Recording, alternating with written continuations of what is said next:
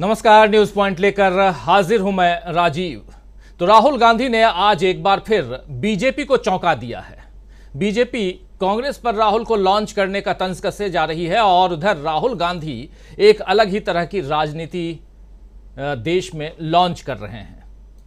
ये शायद सही होगा कहना, क्योंकि लॉन्च करने की बात अगर उधर हो रही है तो इधर भी लॉन्च हो रही है, लेकिन इधर एक दूसरी राजनीति लॉन्च हो रही है।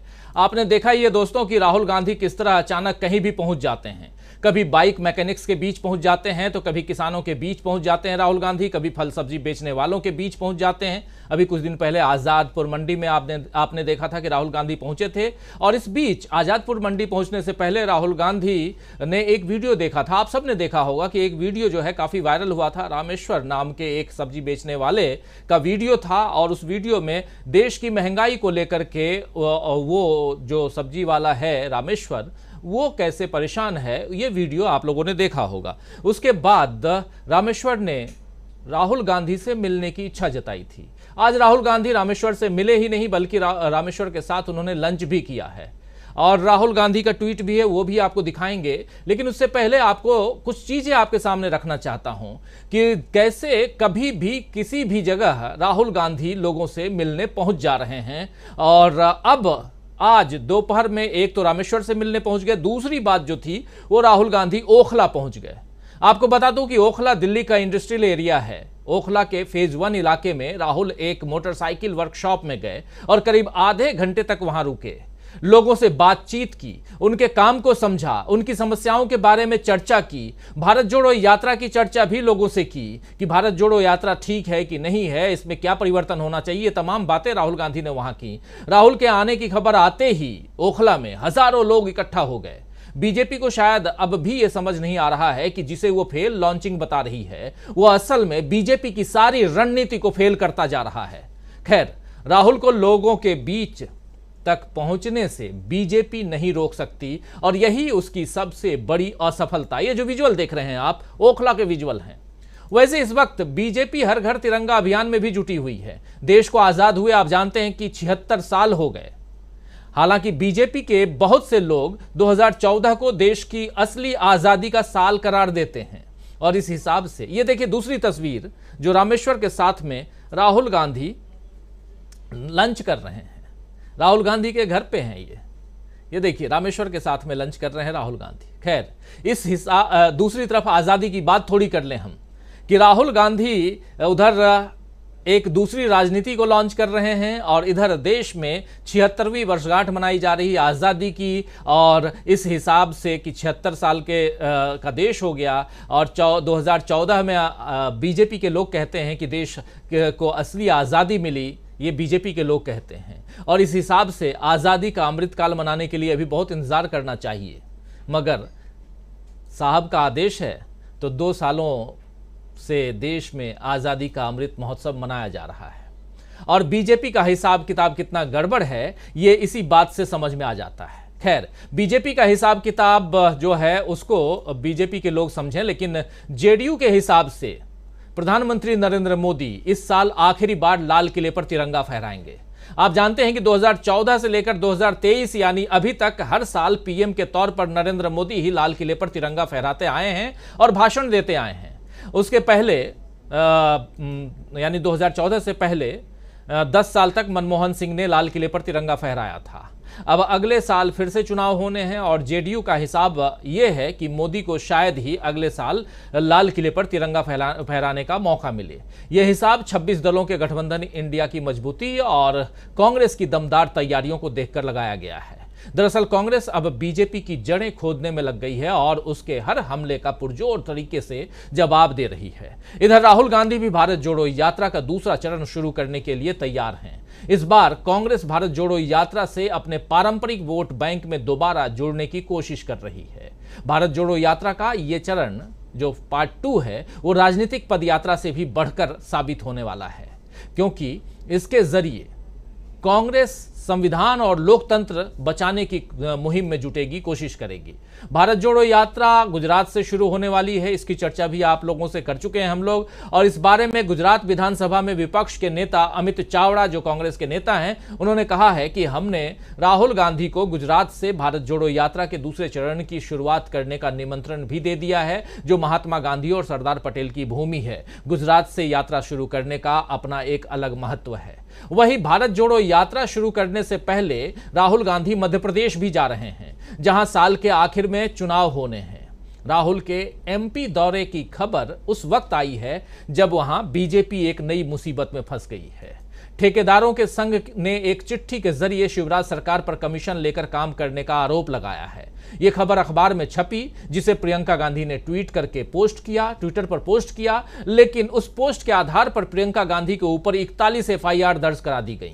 आप याद कीजिए कि कर्नाटक में भी मुंबई सरकार जब थी, यानी कि बीजेपी की सरकार जो थी, उस सरकार को कमीशन खोरी के नाम पर ही कांग्रेस ने घेरा था और इसका फायदा उसे जीत के तौर पर मिला। अब एमपी में यानी मध्य प्रदेश में कांग्रेस के ऐसे ही दांव से बीजेपी बौखला गई है और उसने चिट्ठी को फर्जी बताते हुए प्रियंका गांधी सहित कुछ वरिष्ठ नेताओं पर, प्रदेश कांग्रेस अध्यक्ष जो हैं वो और कमलनाथ, उनके अलावा पूर्व केंद्रीय मंत्री अरुण यादव और जयराम रमेश समेत अन्य नेताओं पर जो एफआईआर दर्ज कराई गई हैं सरकार की तरफ से। लेकिन इसके बाद कांग्रेस पार्टी आक्रामक मोड में नजर आ रही है।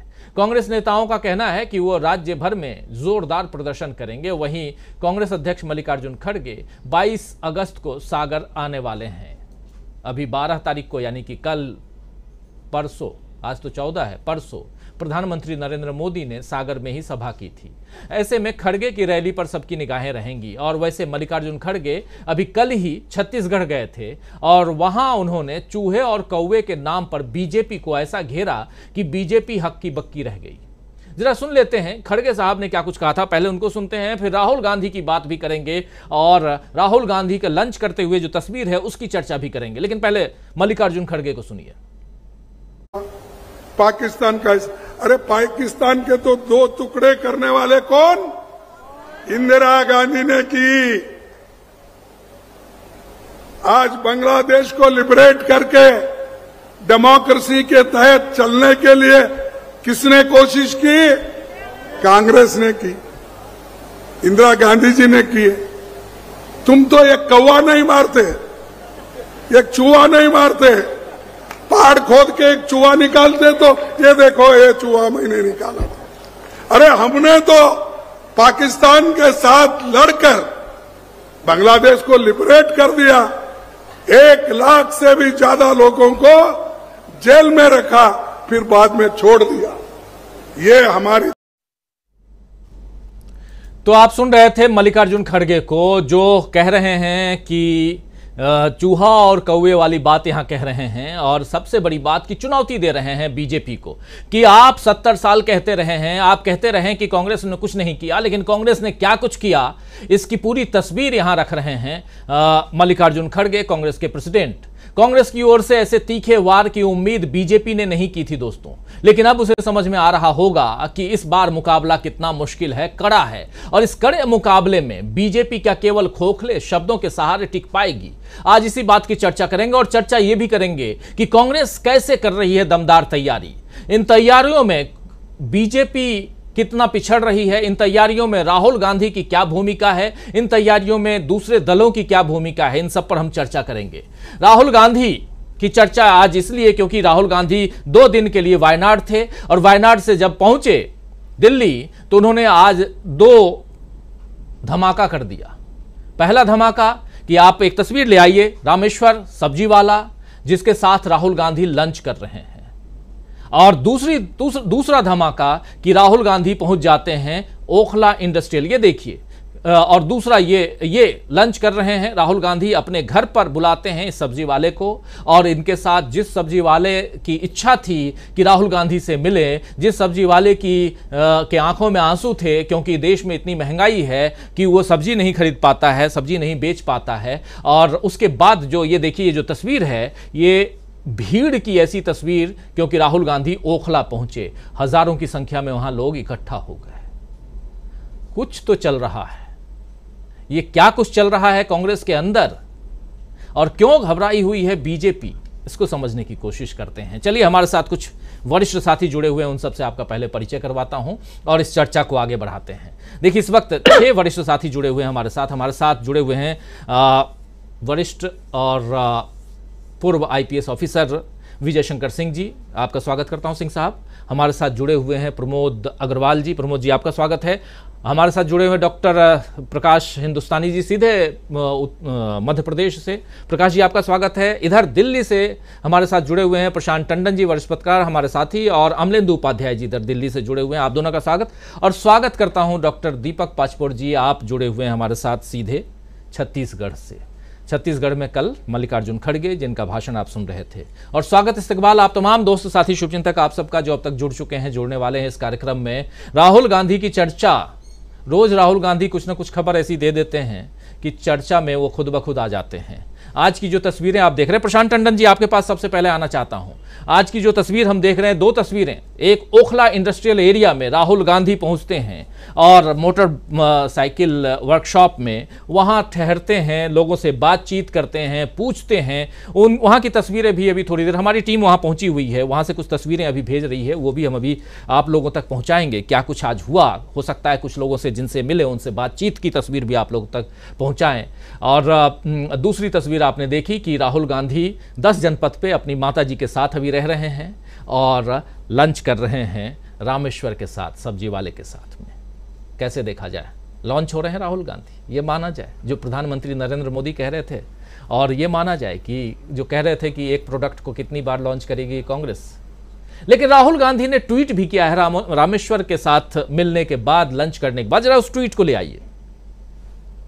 देखिए, राहुल गांधी कह रहे हैं, रामेश्वर जी एक जिंदा दिल इंसान हैं, उनमें करोड़ों भारतीयों के सहज स्वभाव की झलक दिखती है।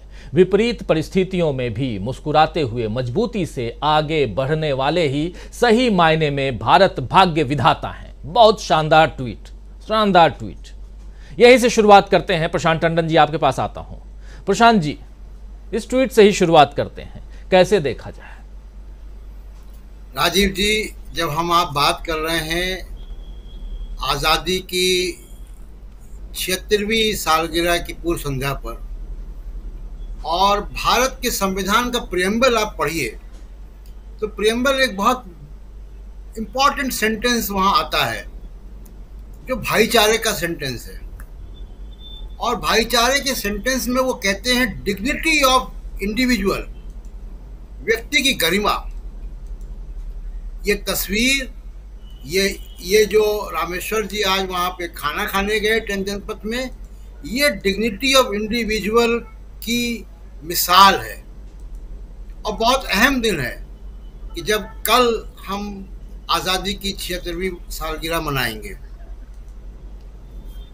तो रामेश्वर इस वक्त जो महंगाई है, जो भारत का गरीब है, उसके ब्रांड एम्बेसडर हैं कि कितने विपरीत, जैसा राहुल गांधी ने लिखा कि विपरीत परिस्थितियों में भी वो मुस्कुरा रहे हैं। उनके आंसू पूरे देश ने देखे थे जी, जब वो टमाटर नहीं खरीद पाए थे महंगाई की वजह से, जो ये सब्जी के व्यापारी हैं। तो आज ये तस्वीर बहुत फर्क है। आप याद कीजिए, जब बीजेपी के नेता किसी दलित के घर खाना खाने जाते हैं जी, आपको स्टील के नए बर्तन, पत्तल, बिस्लरी की बोतलें और 25 कैमरे दिखाई देते हैं। ये तस्वीर उससे फर्क है कि जब आप अपने घर किसी को बुलाकर अपने बर्तन में, अपनी मेज कुर्सी में, अपने रसोई का बना खाना खिलाते हैं, तब वो सम्मान है, जिसको भारतीय संस्कृति में कहा जाता है अतिथि देवो भव। ये तस्वीर वो दिखा रही है जी। इसीलिए जो रीलॉन्चिंग की बात हो रही है, वो भारत की डेमोक्रेसी और संविधान के रीलॉन्चिंग की बात होनी चाहिए अब 76वीं वर्षगांठ के बाद, क्योंकि हमने बहुत रास्ता लंबा तय किया राजीव जी। हमारी औसत आयु 15 अगस्त 1947 में 35 वर्ष थी केवल, आज 70 वर्ष के आसपास है। IITs बने, इसरो बना, IIMs बने, तमाम सारी लैब्स बनी, हमारे लोगों ने दुनिया में झंडे गाड़े, नोबेल पुरस्कार मिले, ओलंपिक में झंडे गाड़े। जैसा अभी बाइट भी चल रही थी कि किस तरीके से मल्लिकार्जुन खड़गे जी बता रहे थे कि पाकिस्तान को जो है हमने 2 टुकड़ों में बांट दिया। तो सुरक्षा की दृष्टि से, बाहरी सुरक्षा की दृष्टि से, अंदरूनी सुरक्षा की दृष्टि से, याद कीजिए पंजाब की समस्या, याद कीजिए असम की समस्या, याद कीजिए उत्तर पूर्व की समस्या, तमाम समस्याओं से हम लोग निजात पाते हुए लड़ते भिड़ते आगे यहाँ तक पहुँचे हैं जी। यहाँ के बाद अब एक रास्ता जो जाता है वो जाता है डेमोक्रेसी, ज़्यादा ट्रांसपेरेंट गवर्नेंस, डेमोक्रेसी, और संविधान को एकदम जो संविधान कहता है उसको रीलॉन्च करने की। संविधान हमारा ये नहीं कहता है कि बेकसूरों को जेल में डाल दो। संविधान ये नहीं कहता है कि किसी ने अगर एक ट्वीट किया है तो उस पर 41 FIR करवा दो जी। ये भारत के संविधान की भावना नहीं है। और इतिहास गवाह है राजीव जी कि पुलिस के पीछे छुपकर जो राजनीति की जाती है, एक भी ऐसा उदाहरण नहीं है जहां पे वो सफल हो पाई हो, इंक्लूडिंग कांग्रेस के रेजिम का भी। इसलिए मैं कह रहा हूं कि आज जो आज़ादी के सालगिरह की पूर्व संध्या पर ये तस्वीर आई है, ये निश्चित तौर पर एक बड़ा संदेश है नई राजनीति का और इंडिया गठबंधन की राजनीति का, जिसका हम असर देख रहे हैं, जिसका असर हमने नरेंद्र मोदी जी के लोकसभा भाषण में देखा। तमाम सारे जो सरकार के कदम उठ रहे हैं उसमें भी दिखाई दे रहा है।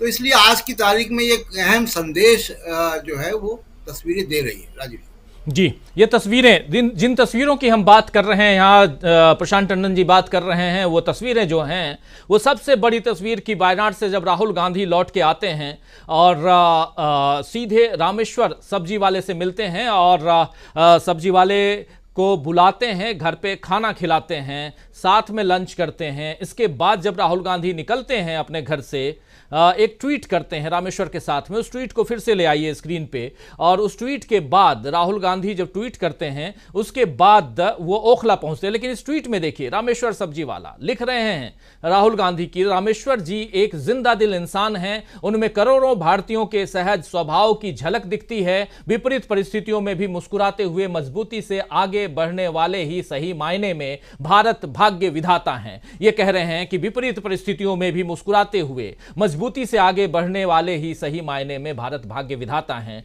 ये कह रहे हैं रामेश्वर के लिए, सब्जी वाला रामेश्वर, उनके लिए कह रहे हैं राहुल गांधी। और यहां से राहुल गांधी निकलते हैं और पहुंच जाते हैं ओखला।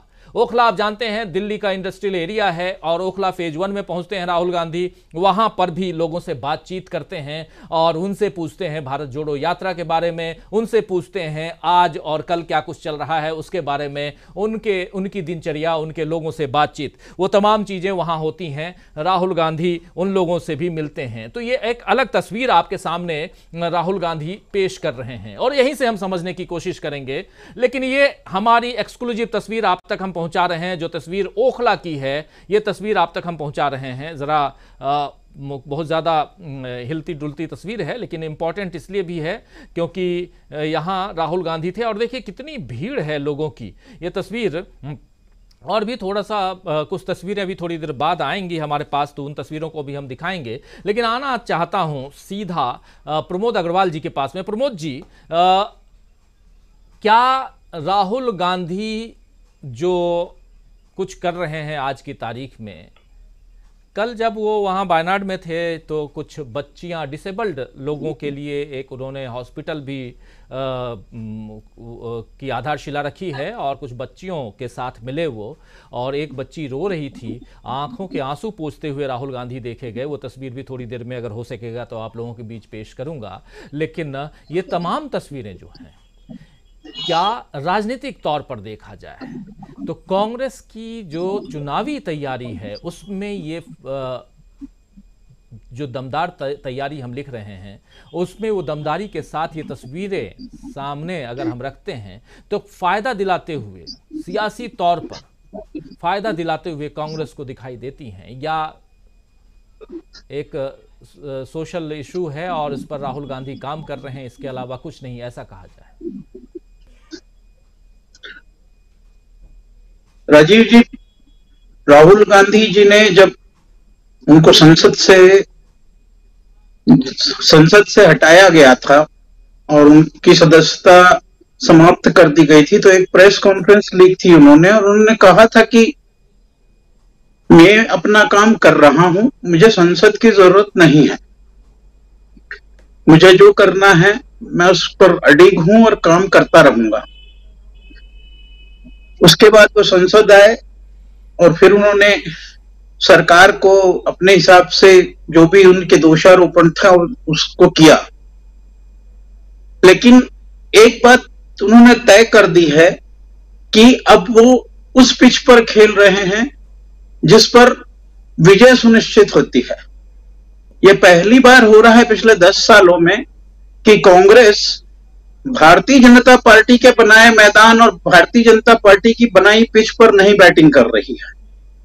ठीक उल्टा हो रहा है। अब कांग्रेस मैदान और पिच तैयार कर रही है और बीजेपी को उस पिच पर खेलने को मजबूर होना पड़ रहा है। यह बहुत बड़ी जीत है। जिस आदमी को आप देखना पसंद नहीं करते थे, जिस आदमी को आप पप्पू कहते थे, जिस आदमी के पीछे आप हाथ धोकर पड़े हैं, उस आदमी ने आपको इस लायक तो बना दिया है कि अब आप उनसे आंखें नहीं चुरा सकते। आपको उसने आंखें दिखा दिखा कर ये मजबूर कर दिया है कि आपको आंख में आंख डालकर बात करनी पड़ेगी और जवाब भी देना पड़ेगा उन सवालों का जो इस देश में 2 भारत बना रहे हैं। जी, कितना महत्वपूर्ण और कितना महत्वपूर्ण दिन है कि एक गरीब आदमी जो सब्जी बेचने और खरीदने की लाचारी में आंसू बहा रहा है, वो एक इतने बड़े नेता के घर पर बैठकर उनके साथ लंच कर रहा है। यह वो देश है जहां पर इस तरह की कहानियां हमेशा से प्रचलित रही हैं। चाहे कृष्ण और सुदामा का उदाहरण लें, चाहे केवट और राम का उदाहरण लें, कहीं पर भी लें, जब भी हम भारत की कल्पना करते हैं तो हम ऊंचाई से नीचाई के मिलन की कल्पना ही करते हैं। हम वो कल्पना नहीं करते कि देश में सदन का नेता सदन में ना आता हो, जवाब देने से कतराता हो, मुंह फाड़कर समस्याओं पर हंसता हो और जवाब देने के बजाय दोषारोपण करता हो। समस्याओं का हल निकालना ही शासन का काम है, लोक कल्याण उसका धर्म है, लेकिन ये दोनों ही पिछले 10 सालों से गायब हैं। भारत, जब यह टिप्पणी आई थी कि भारत 2 तरह का भारत बन गया है, अब तो भारत 2 तरह का भारत ना रह करके अब भारत के राज्य भी 2 तरह के बनते जा रहे हैं। हर राज्य में आपने इतनी विभाजन की रेखाएं खींच दी हैं कि जैसे सल्तनत हुआ करती थी पुराने जमाने में कि 4 गांव का एक हिस्से का राजा एक और 4 गांव के एक हिस्से का राजा एक, इस तरह की स्थिति फिर से पैदा कर दी है आपने। लोकतंत्र का जो सूत्र 1947 से इन 76 वर्षों में पिरोया गया था, वो ताना बाना बिखरता नजर आ रहा है। कहां खो गया है लोकतंत्र? आप देखिए, जो आदमी पिछले 4 साल पहले खुद मिट्टी की सौगंध खा रहा था कि मैं देश नहीं बिकने दूंगा, अब वो दूसरों से खिलवा रहा है। मतलब मैं तो झूठा था ही, आप भी झूठे बन जाइए।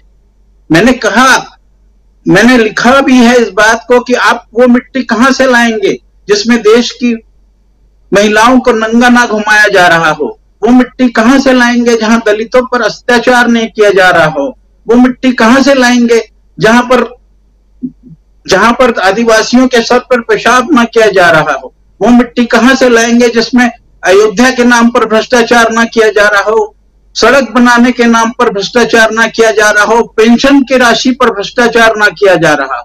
ऐसी एक भी मिट्टी दिखा दीजिए देश में जहां जिस मिट्टी को आपने कलंकित होने से छोड़ा हो। उस मिट्टी की सौगंध है कि ऐसा करने वाले लोगों को सत्ता से बाहर करना है इस देश को, जो देश की अस्मिता, देश का वास्तविक चरित्र समाप्त कर देना चाह रहे हैं। बहुत महत्वपूर्ण दिन चुना है उन्होंने, लोगों से मिलने का, बहुत महत्वपूर्ण दिन चुना है गरीब को सांत्वना देने का। इस तस्वीर से दिखता है कि वो कितने लोगों के दिलों के पास चले गए हैं। उस दिलों की दूरियों को नफरती सौदागरों को कोई फर्क नहीं पड़ता। इस नफरत फैलाने वाली सरकार से इस दिल की दूरियों को दूर नहीं किया जा सकता। जो उन्होंने कहा था कि हम भारत जोड़ेंगे, मुझे तो लगता है कि भारत पूरी तरह से जुड़ रहा है, बहुत तन्मयता से जुड़ रहा है और बहुत सैलाब के साथ जुड़ रहा है।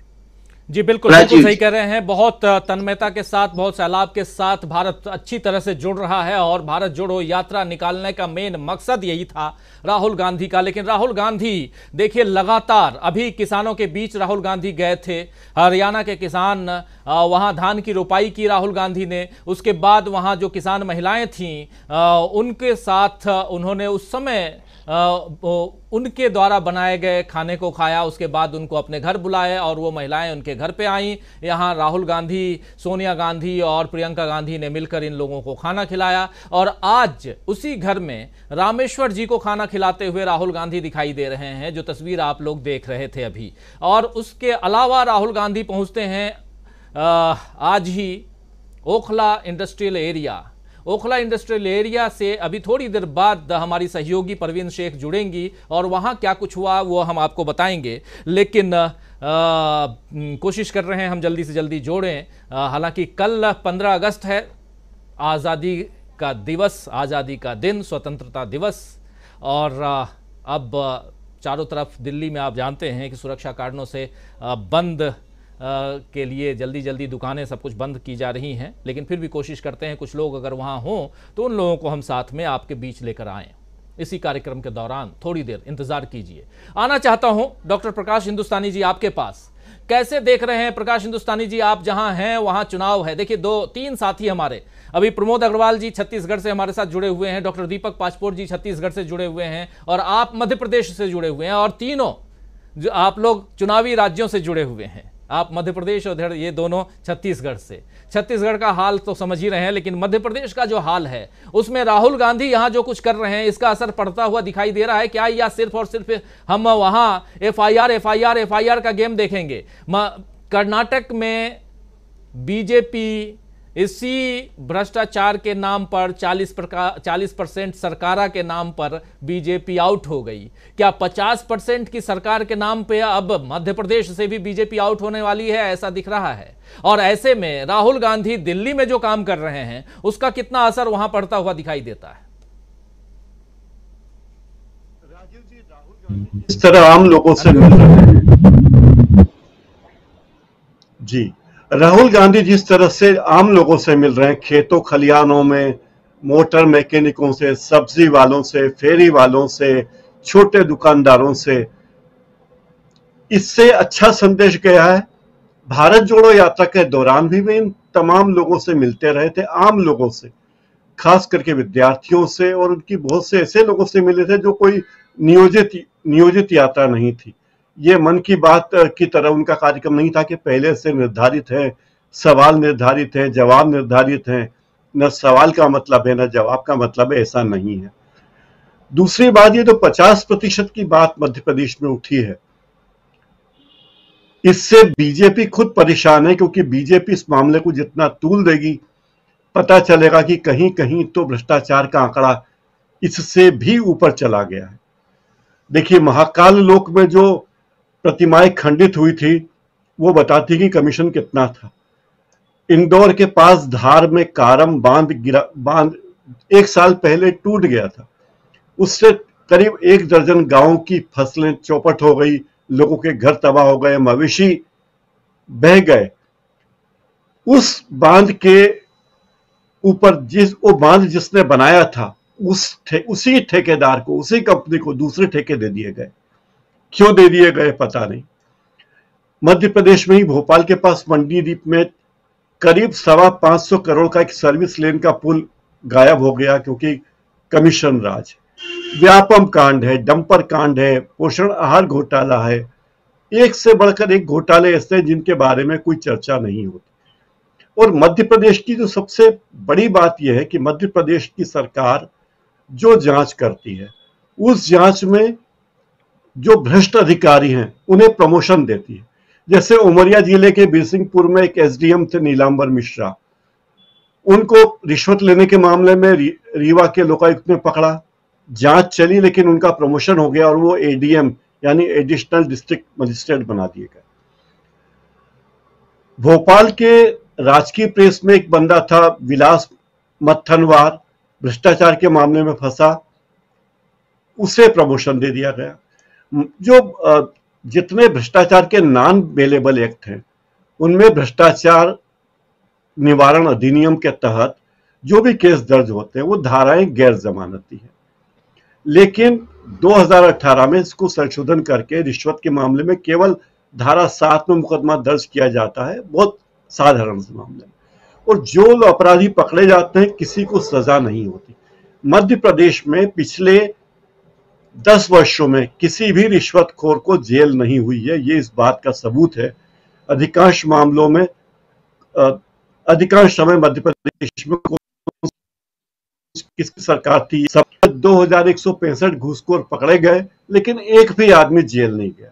तो यह आश्चर्य की बात है कि इस अवधि में 2165 लोग पकड़े गए, उनकी खबरें छपी, बहुत कुछ हुआ, लेकिन जेल जाने की नौबत नहीं आई।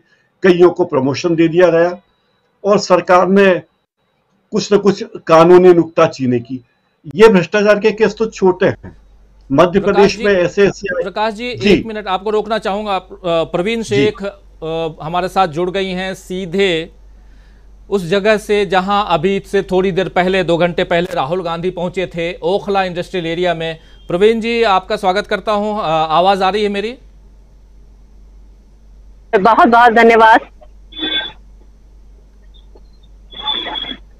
जी। जी, मेरी आवाज आ रही है आप तक? अरे मेरी जी, आपकी आवाज मिल रही है सर मुझे।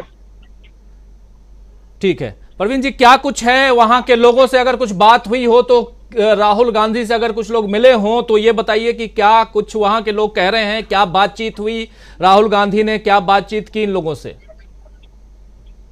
आप बिल्कुल मेरे पीछे ये देख सकते हैं, यही वो बाइक का वर्कशॉप है जहां पर राहुल गांधी पहुंचे थे, और ये महंगी बाइक्स के लिए जाना जाता है, पैस पेवर्स। वो यहीं आए थे और अचानक यहाँ से बाहर निकले और इसी वर्कशॉप में वो आधा घंटा रुके थे, लेकिन जैसे ही अचानक वो यहाँ पहुंचे तो लोग भी हैरान थे। काफी भीड़ देखी गई और उनको काफी हजारों लोगों की भीड़ ने यहाँ पर घेर लिया था। उनमें से कई लोग हमारे साथ मौजूद थे। एक हाँ भैया, आप जब राहुल गांधी आए थे तो आप यहीं थे, तो कैसे सडन आपके बीच में राहुल गांधी आए, तो क्या कह रहे थे और क्या किस तरह? बोला तो उन्होंने कुछ भी नहीं है, ऑलरेडी वो हाथ मिला के सबसे चले गए थे। अच्छा, तो अचानक आपने बीच में राहुल गांधी को पाकर आपको क्या लगा कि क्या सरप्राइज थे, और यहाँ पे काफी गैदरिंग हो रखी थी उस समय। अच्छा, और आपका क्या नाम है? मेरा अशोक कुमार रावत जी। तो आप बताएंगे किस टाइम राहुल गांधी यहाँ पर पहुंचे? करीब लंच के टाइम आए थे, 2:30-3 बजे जी। तो अचानक से भीड़ भाड़ देखा तो लोगों ने बताया कि राहुल गांधी जी आए हैं, तो हम भी यहीं खड़े हो गए। तो वो आए थे, लोगों से हाथ मिला के फिर निकल। लेकिन राहुल गांधी जब आए तो यहाँ पर राहुल गांधी जिंदाबाद के नारे भी लगाए गए, लगा रहे। तो अपने बीच में राहुल गांधी को पाकर आपको कैसा लगा? सरप्राइज है, आम जनता में ऐसे मतलब एक इतने बड़े नेता का आना स्वाभाविक नहीं है। जी जी, भारत जोड़ो यात्रा चरण चढ़ा था, लोग बहुत बड़ी तादाद में लोगों के साथ जुड़े। अब वो एक बार भारत जोड़ो यात्रा शुरू करने जा रहे हैं, या क्या अभी भी लोगों के बीच लगातार उनका जो जनसंपर्क है, एक जो जनसंवाद है वो बना हुआ है? हाँ, वो मतलब आम पब्लिक से जुड़ रहे हैं काफी। तो क्या मतलब उसको लेकर जो जनसंवाद जो लोगों के साथ जुड़ रहा है उसको आप कैसे देख रहे हैं, किस तरह से अपने बीच में पास? मेरे को मतलब मैं पॉलिटिक्स में इतना हूँ, लेकिन राहुल गांधी आपके बीच में, और वो यहाँ पर एक मोबाइल के जो खबर है या फेम है वो बेचते हैं। अचानक जब वो राहुल तो काफी भीड़ थी, वो भी यही थे। आप बताइए, देखा? मैंने देखा है कि और बहुत सारे भीड़ हो गए, लोगों ने आवाज उनका थोड़ी सी हाथ कट मिलाया रही है, था। ठीक नहीं आ रही है, लेकिन अच्छा। बहुत शुक्रिया परवीन जी इस चर्चा में जुड़ने के लिए। और अभी फिर से कोशिश करेंगे दोबारा, क्योंकि थोड़ी सी आवाज़ जो है वो क्लियर नहीं आ रही है। लेकिन उस जगह पे हमारी टीम है जहां राहुल गांधी अभी से 2 घंटा पहले पहुंचे थे, ओखला इंडस्ट्रियल एरिया, और वहां जो कुछ देखा सुना, लोग क्या कह रहे हैं, ये हम यहाँ आप तक पहुँचाने की कोशिश कर रहे हैं। कैसे भारत जोड़ो यात्रा को दिन ब दिन रोज राहुल गांधी आगे बढ़ा रहे हैं, वही यहाँ हम देख रहे हैं, वही आप लोगों तक पहुँचाने की कोशिश, और साथ साथ कैसे कांग्रेस दमदार तैयारी कर रही है। आना चाहता हूँ एक बार पहले डॉक्टर दीपक पाचपुर जी आपके पास। दीपक जी, कैसे देखा जाए इस बात में, कितना दम देखते हैं कि राहुल गांधी की भारत जोड़ो यात्रा आज भी जारी है, और इस भारत जोड़ो यात्रा के कारण बीजेपी बहुत परेशान है, यह माना जाए? राजू जी, ऐसा है कि पिछले कुछ समय से, एक समय था जब ये चीजें बड़ी स्वाभाविक हुआ करती थी, लेकिन पिछले कुछ सालों से ऐसा हुआ है कि सत्ता और जनता के बीच की दूरी जो है वो लगातार बढ़ती जा रही है। इसलिए देखिए कि वहां पे एक व्यक्ति जो परवीन शेख को कह रहा था कि बड़ा सरप्राइज था, तो उसका कारण यह है कि सामान्य तौर पे आजकल बड़े नेताओं ने सड़क पर उतरना, लोगों से मिलना छोड़ दिया है। हालांकि राहुल गांधी के साथ आप देखिए, राहुल गांधी के साथ ऐसा बहुत ही नहीं था कि कोई बहुत वो ऊंचाई पर बैठ के राजनीति करते रहे हैं। अक्सर वो लोगों के पास जाते थे, मिलते थे, हम देखते आए हैं। भारत जोड़ो यात्रा ने वो कहते भी रहे कि मुझे बहुत सारी चीजें सिखाई है, और उन्होंने संसद जैसी जगह पर बैठकर ये कहा, बड़े हिम्मत का उनका वाक्य था। उन्होंने कहा कि मेरा अहंकार दूर हो गया। उन्होंने अपने घुटने के दर्द के बारे में भी बताया कि मैंने इलाज भी कराया। सब ऐसी चीजें बताई जो सामान्य रूप से कोई एक नेता नहीं बताना चाहेगा। वैसे ही जैसे कि कोई फिल्मों में काम करने वाली अभिनेत्री अपनी उम्र नहीं बताना चाहेगी, ये लगभग वैसे ही है। उन्होंने लेकिन ये सारा कुछ इसलिए दिया कि उन्होंने सामान्य व्यक्ति की सादगी को अपनाया है पिछले कुछ समय से। आप देखिए, खाना खाने के बाद जो उन्होंने अपने ट्विटर पे जो डाला है, जो तस्वीर डाली है, वो दोनों बहुत ही सामान्य तौर पे है। जैसे राहुल गांधी हमेशा रहते हैं वैसे ही है। और वो रामेश्वर जो है, आप देखिए गमछा डाला हुआ है कंधे पर। ऐसा नहीं कि कोई बहुत सज धज कर या बन सवर कर आए थे वहां पे। अक्सर ये होता है कि जब बड़े नेता जाते हैं, हमने बहुत सारे लोगों को देखा है कि कैसे वो जब खाना खाने जाते हैं तो आसपास सैकड़ों हजारों अधिकारी वहां पे लगाए जाते हैं। कमरे में एसी है कि नहीं वो देख लिया जाता है, गलीचे लगाए जाते हैं, नया फर्नीचर लाया जाता है, नए बर्तन लाए जाते हैं। और खाना खाने के बाद अक्सर दलित के यहाँ से वो सारी चीजें अधिकारी जो है वापस उठा के ले जाते हैं, क्योंकि ज्यादातर वो या तो गेस्ट हाउस से आई हुई चीजें रहती है या कहीं से खरीद के नई चीजें लाई रहती है। ये घटना हुई भी थी, आपको याद होगा कि योगी आदित्यनाथ जी शायद एक जगह खाना खाने गए थे उत्तर प्रदेश में किसी के यहाँ, दलित के यहाँ शायद, तो वहां पे लगाए गए थे सारे एसी वेसी लगाए गए, टेम्पररी मेकशिफ्ट अरेंजमेंट था, और वो हटा दिया गया। तो पिछले कुछ समय से ये जो दूरी है राजपथ की और जनपथ की जो दूरी है, उस दूरी को जो है वो राहुल गांधी लगातार उस फासले को कम कर रहे हैं, मिटा रहे हैं। सत्ता जो है या उस शीर्ष पर बैठा हुआ जो एक राजनीतिज्ञ है, अगर वो जनता के बीच जाता है तो निश्चित रूप से उसके बहुत ही सकारात्मक उसका असर दिखेगा ही, क्योंकि असली हिंदुस्तान तो यही है। जैसा कि देखिए, अदम गोडवी ने लिखा भी है कि 100 में 70 आदमी फिलहाल जब नाशाद है, दिल पे हाथ रख के कहिए क्या मुल्क आजाद है। कोठियों से मुल्क के मेयार को मत नापिए, असली हिंदुस्तान तो फुटपाथ पर आबाद है। यही वो फुटपाथ है जहां पर सत्ता को पहुंचना है। अगर सत्ता यहां पे नहीं पहुंचती तो आप जान के रखिए कि देश में कभी भी असली समानता, असली स्वतंत्रता या असली जो है भाईचारा वो कभी नहीं आ सकता। राहुल गांधी बहुत ही सार्थक कदम उठा रहे हैं। यहां तक कि ये वाला भी जो वीडियो है, जब महिलाएं उनके घर में आई थी तो देखिए कितने सहज और स्वाभाविक रूप से वो बैठी, खाना खाया।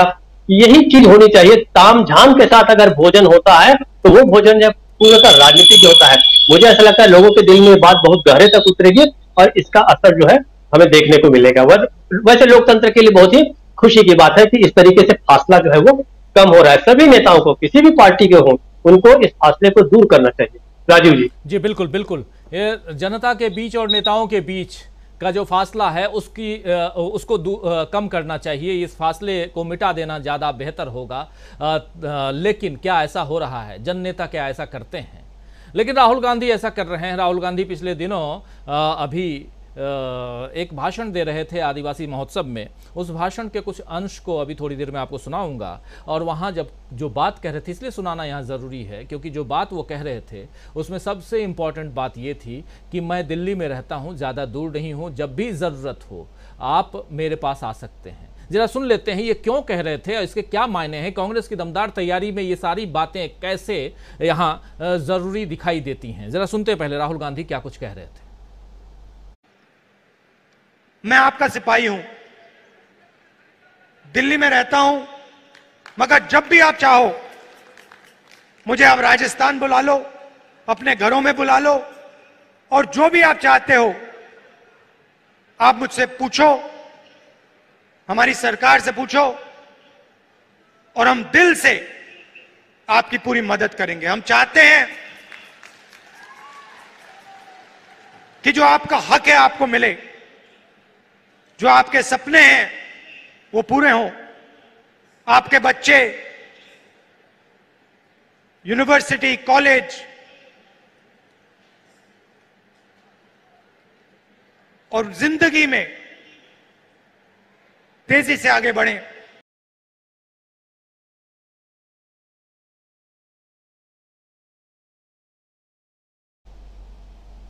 तो सबसे बड़ी बात यहां वही कह रहे थे कि मैं दिल्ली में रहता हूं, अपना पता बता रहे हैं। अमलेंदु उपाध्याय जी, राहुल गांधी खुले तौर पर जनता से मिल रहे हैं, जुड़ रहे हैं।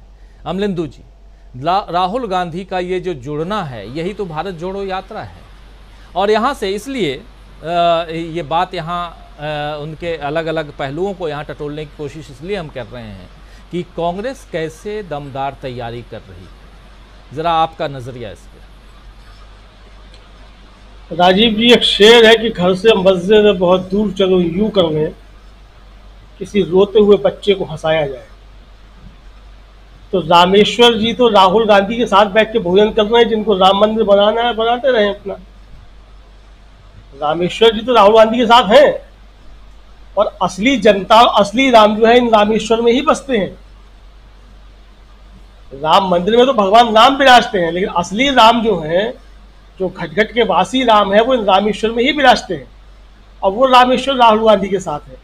तो मुझे लगता है कि आज के राजनीतिज्ञों को जो जनता से दूर हो गए, उनको इससे बहुत कुछ सीख लेने की आवश्यकता है। राहुल गांधी की अब ये चुनाव की तैयारियां हैं या राहुल गांधी ऐसी ही, इस पर बात हो सकती है कि ये चुनाव की तैयारियों के तहत है या क्या है।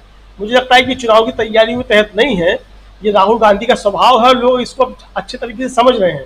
और चूंकि राहुल गांधी जो स्वभावता राजनीति कर रहे हैं, जो उनका स्वभाव है, जब वो चीजें सामने निकल करके आ रही हैं तो जो लोग गढ़े गए थे, जिनकी छवियां गढ़ी गई थी, उनकी छवियां धुल रही हैं, तो उनको परेशानियां पैदा हो रही हैं। राहुल गांधी ऐसे ही थे, राहुल गांधी ऐसे ही हैं और ये उनके ऊपर जो है उनके परिवार का असर है। मुझे लगता है कुल मिला करके राजीव गांधी भी ऐसे लोगों के बीच जाकर घुस जाया करते थे, इंदिरा जी भी इसी तरीके से घुस जाया करती थी, पंडित नेहरू बच्चों को बुला करके जो थे वो खेला करते थे। तो ये सारी चीजें मुझे लगता है कि जो एक पारिवारिक जो जीन्स है, जो वो राहुल गांधी के अंदर जो आए हैं, वो उसकी जो है वो प्रकटीकरण जो है इस तरीके से हो रहा है। अब चूंकि ये समय जो है सोशल मीडिया का है और चूंकि राहुल गांधी जाते हैं तो तुरंत चीजें कैप्चर हो जाती है, लोगों की नजर भी रहती है, तो सब चीजें एक तरीके से जो कुल मिलाकर के सामने आ रही है। इसीलिए राजीव जी, राहुल गांधी जब जनता से सीधा संवाद कर रहे हैं तो जनता भी सीधा उनको अपने बीच पा रही है। देखिए, परवीन जी जिन सज्जन से बात कर रही थी, वो कह रहे थे कि मैं राजनीति में नहीं हूँ, मैं राजनीतिक व्यक्ति नहीं हूँ, लेकिन उन्हें बहुत अच्छा लगा कि राहुल गांधी जैसा एक नेता जो है वो आम जनता के बीच इस तरीके से आया और आकर के मिला। मुझे लगता है कि ये चीज जो है बहुत लंबे समय से खत्म होती जा रही थी राजनीति में और जानबूझकर खत्म की जा रही थी। तो खत्म भी होती जा रही थी, जानबूझकर भी खत्म की जा रही थी। और वो इसलिए खत्म की जा रही थी क्योंकि कई महामानव गढ़े जाने थे, तो महामानव इसी तरीके से गढ़े जाते जब वो जनता से दूर होते। क्योंकि जनता के बीच जब आज ही होगा तो वो महामानव नहीं बन सकता है, वो मानव ही बन सकता है। वो एक शेर है शाह आबादी का कि दर्द दिल के वास्ते पैदा किया इंसान को, वरना तात के लिए कुछ कम ना थे करोगिया। यानी इंसान का दर्द समझने के लिए जो है, दर्द पैदा करने के लिए इंसान को पैदा किया गया, वरना थे वो ईश्वर का हुक्म बजाने के लिए देवता कम नहीं थे। तो इस असली इंसान जो यही है, जो महामानव तो बहुत बन जाते हैं, मन की बातें बहुत किया जाती है महामानव बन करके, लेकिन जनता का दर्द जो है वो इसी तरीके से समझा जा सकता है। और उत्तर प्रदेश में तो ऐसा भी हुआ राजीव जी की मतलब गए माननीय तो बाकायदा दलित बस्ती में साबुन बांटेगा कि पहले नहा लो, चूंकि महामानव जो है वो आने वाले हैं। तो साबुन बांटे गए दलित बस्ती में।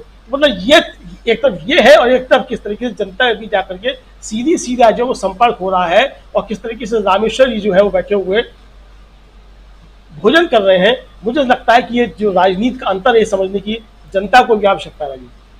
जी बिल्कुल, जनता को इस राजनीति को समझने की आवश्यकता है, लेकिन ये जो राजनीति है वो किस दिशा में जा रही है और इसमें कांग्रेस के नेता राहुल गांधी क्या कुछ कर रहे हैं।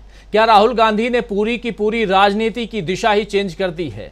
जिस दिशा में यहां बीजेपी की राजनीति चल रही थी, अब उसके पैरेलल लेकिन दूसरी दिशा में राहुल गांधी की राजनीति चल रही है। क्या राहुल गांधी की राजनीति को लोग पसंद कर रहे हैं? ऐसे बहुत सारे सवाल हैं, इन सवालों का जवाब ढूंढने की कोशिश करते हैं। आना चाहता हूं विजय शंकर सिंह जी आपके पास, आपसे समझूं कि कैसे आप देखते हैं राहुल गांधी की इस राजनीति को। देखिए, आज से साल 2 साल पहले राहुल गांधी को लेकर के कितनी बातें होती थीं कि कंसिस्टेंसी नहीं है राहुल गांधी में। राहुल गांधी थोड़े दिन हिंदुस्तान में रहते हैं, थोड़े दिन विदेश चले जाते हैं, राहुल गांधी एक जगह टिक नहीं पाते। लेकिन अब देखिए, 4 तारीख को राहुल गांधी के केस से स्टे मिलता है, 7 तारीख को राहुल गांधी संसद में फिर से बहाल होते हैं, 9 तारीख को राहुल गांधी भाषण देते हैं, दमदार भाषण। उसके बाद फिर प्रेस कॉन्फ्रेंस करते हैं राहुल गांधी 10 तारीख को। 12 तारीख को राहुल गांधी पहुंच जाते हैं वायनाड अपने संसदीय क्षेत्र में, 2 दिन वहां पर धूम मचाते हैं और वहां से मणिपुर की बात करते हैं। और आज जब वापस लौट के आते हैं दिल्ली तो रामेश्वर के साथ लंच करते हैं और उसके बाद मोटर मैकेनिक्स के पास पहुंच जाते हैं ओखला इंडस्ट्रियल एरिया में। अभी इस वक्त जब हम लोग चर्चा कर रहे हैं तो हो सकता है किसी और रणनीति पर राहुल गांधी चर्चा कर रहे हों, एक कोई और प्लानिंग हो रही हो और कुछ देर बाद और कुछ आ जाए खबर। तो ये जो लगातार घटनाक्रम है, इस घटनाक्रम के पैरेलली चलिए, थोड़ा सा मैं अपनी बात ज़्यादा रख रहा हूं लेकिन पैरेलली चलिए। प्रधानमंत्री नरेंद्र मोदी क्या कर रहे हैं? भाषण देने का मौका मिलता है, इंडिया को घमंडिया कहते हैं। अब मणिपुर का नाम लेना बहुत ज़रूरी हो गया है उनके लिए, इसलिए क्योंकि राहुल गांधी और विपक्ष ने घेर लिया है, तो मणिपुर के नाम में भी कहीं ना कहीं विपक्ष को घेरने की कोशिश कर रहे हैं। क्या ये जो है, जो घिसी पिटी बात पिछले 10 साल से देश की जनता सुन रही है, जिस देश की जनता को आप ये बताने की कोशिश कर रहे थे कि 2014 में ही देश को असली आज़ादी मिली, अगर असली आज़ादी 2014 में मिली तो अभी हम अमृत महोत्सव क्या चीज़ का मना रहे हैं भाई साहब? ये तो पूछा जाएगा। तो ऐसी बहुत सारी बातें पूछी जाएंगी जो मल्लिकार्जुन खड़गे कल छत्तीसगढ़ में के जांजगीर चांपा से पूछ रहे थे कि अगर स्कूल हम नहीं खोले होते तो आप कैसे पढ़ लिख करके आज प्रधानमंत्री बन गए रहते और किसी और पद पे विराजमान हैं आज? कैसे आपके बच्चे आज यहां कल वहां पढ़ रहे हैं, ये स्कूल कॉलेज?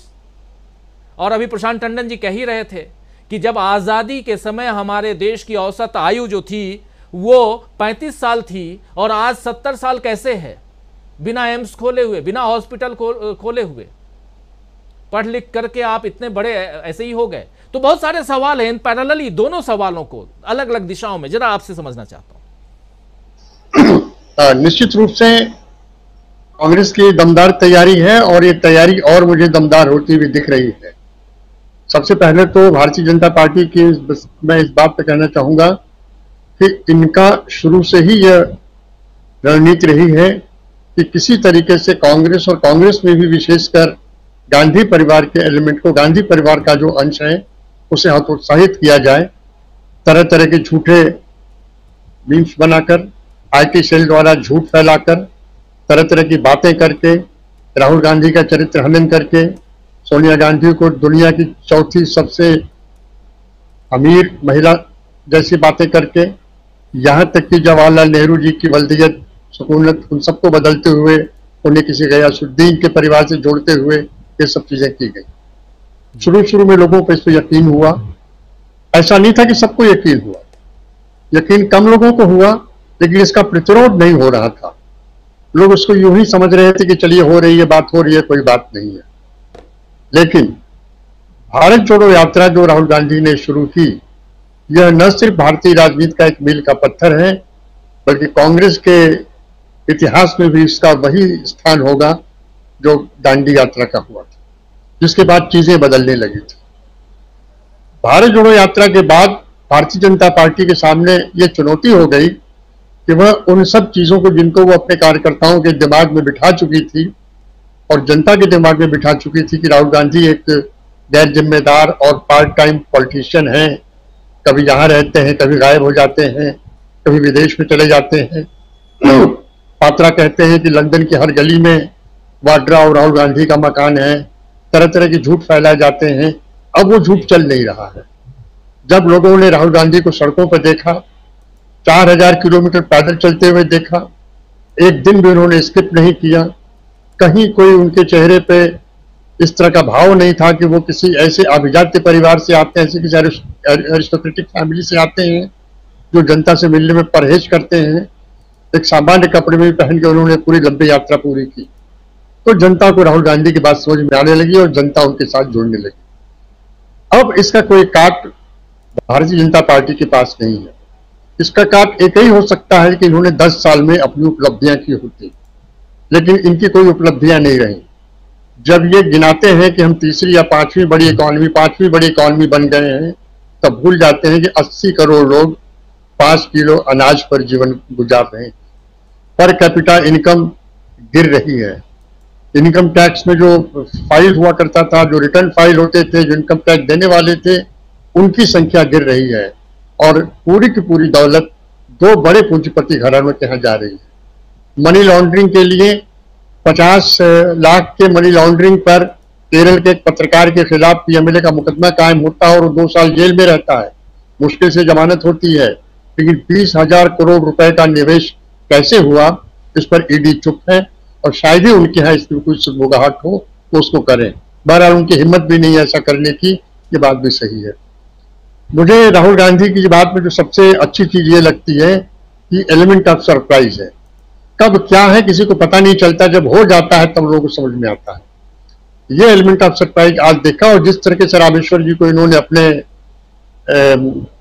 घर बुलाया, अपने डाइनिंग रूम में खाना खिलाया और जितनी सहजता से बात की, इसके बारे में मैं खुद भी गवाह हूं। इस घटना का नहीं, लेकिन 2006-07 में जब मैं रायबरेली में स्पीकर था, तो उस समय वहीं से एमपी थे अमेठी से, जिसके 2 विधानसभाएं हमारे यहाँ रायबरेली में लगा करती थी। तो जब भी आते थे तो हम लोग बराबर मिलते जुलते थे। हमारी पुलिस की ड्यूटियां लगती थी। तो 2-3 बार ऐसा हुआ है कि वो तैयार होने के बाद पुलिस घुस गए हैं, पुलिस लाइन के पुलिस पीएसी जहाँ टेंट लगते हैं उसमें घुस गए हैं। तो उनको पूछते हैं कि भाई आपका चादर ठीक नहीं है, आपका खाने की व्यवस्था ठीक नहीं है। एक सिपाही कह देते थे कि हमें छुट्टी नहीं मिलती, तो फिर कहते सिंह साहब छुट्टी क्यों नहीं देते इनको। तमाम बातें हैं, जिसका मतलब ये नहीं है कि ये आज का है, ये उनके मन में रहा होगा। क्योंकि उसमें सोशल मीडिया नहीं था, इसलिए उतना प्रचारित नहीं होता था। अब जब ये चीजें आने लगी तो प्रचारित होने लगी। दूसरी चीज, प्रकाश जी की बात अभी इन्होंने इंदौर के बारे में और मध्य प्रदेश के बारे में कही। प्रियंका गांधी के खिलाफ 41 FIR की गई। शायद ही आज तक उसके ऊपर FIR करने का ये पहला मामला है जिसने भ्रष्टाचार का आरोप लगाया है। पेटी कॉन्ट्रैक्टर चिट्ठी लिखता है कि हमसे 50% लिया जाता है, तो आप पेटी कॉन्ट्रैक्टर की जांच नहीं करा रहे हैं। जहां जहां 50% लिया गया उसकी जांच नहीं करा रहे। जिसने इसको खोला आपने उसकी जांच करा दी, उसके खिलाफ मुकदमा कायम करा दिया। निश्चित रूप से 40% के बजाय 50% जब मामला MP में उठा है, तो ये बहुत बड़ी घबराहट और बहुत बड़ी चुनौती है। और जैसा कि वहां के मेरे मित्र भी बता रहे हैं और यहाँ पर भी प्रकाश जी बताते हैं और भी लोग बताते रहते हैं बातचीत से, मध्य प्रदेश में इनकी हालत अच्छी नहीं है, वहां तैयारी दमदार है। दूसरी चीज, अक्सर मेरे मित्र भी पूछते हैं कि जब ये अपने राज्यों में 41 मुकदमे कायम करा सकते हैं, तो कांग्रेस अपने राज्यों में मुकदमे क्यों नहीं कायम करा सकती।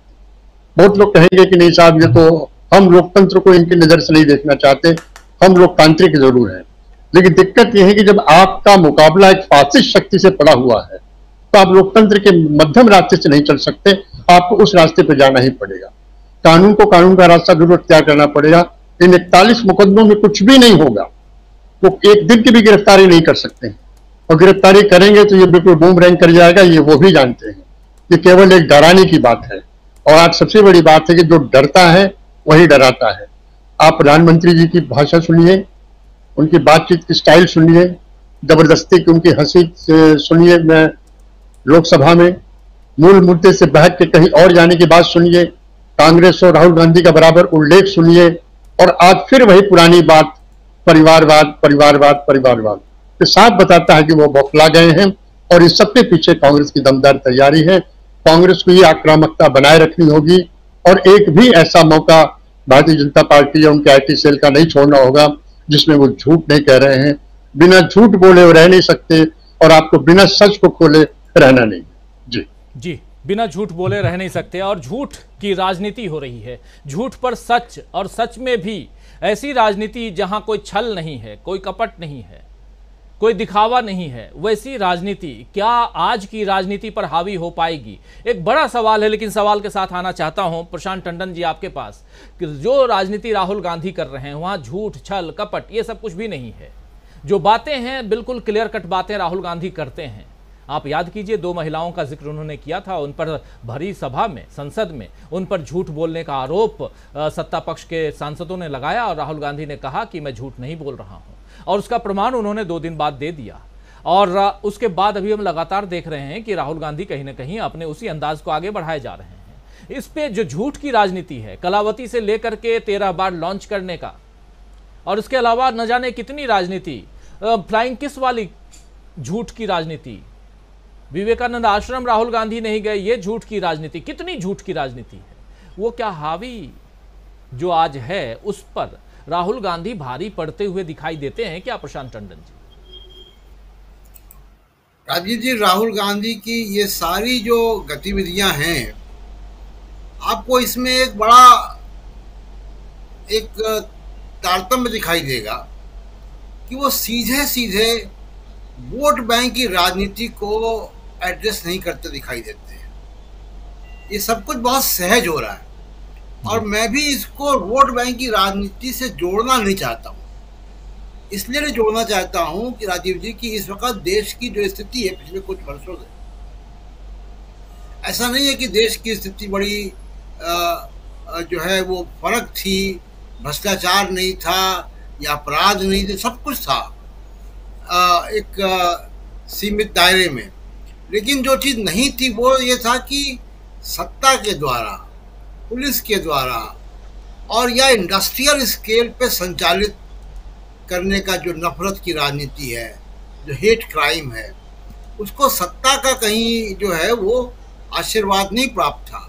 तो जो राहुल गांधी कर रहे हैं वो इसलिए महत्वपूर्ण है कि इस पूरे दौर में आप देखिए, और केवल मैं पिछले 8-9 साल की 10 साल की बात नहीं कर रहा हूँ, उसके पीछे भी जाइए आप जी।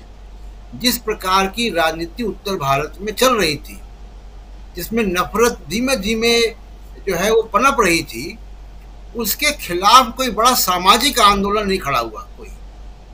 कोई बड़ी किताबें नहीं आई, कोई ऐसी फिल्में नहीं आई जो कि भूचाल मचा दें, जैसा तमाम दुनिया के देशों में हम देखते हैं कि ऐसा होता रहा है।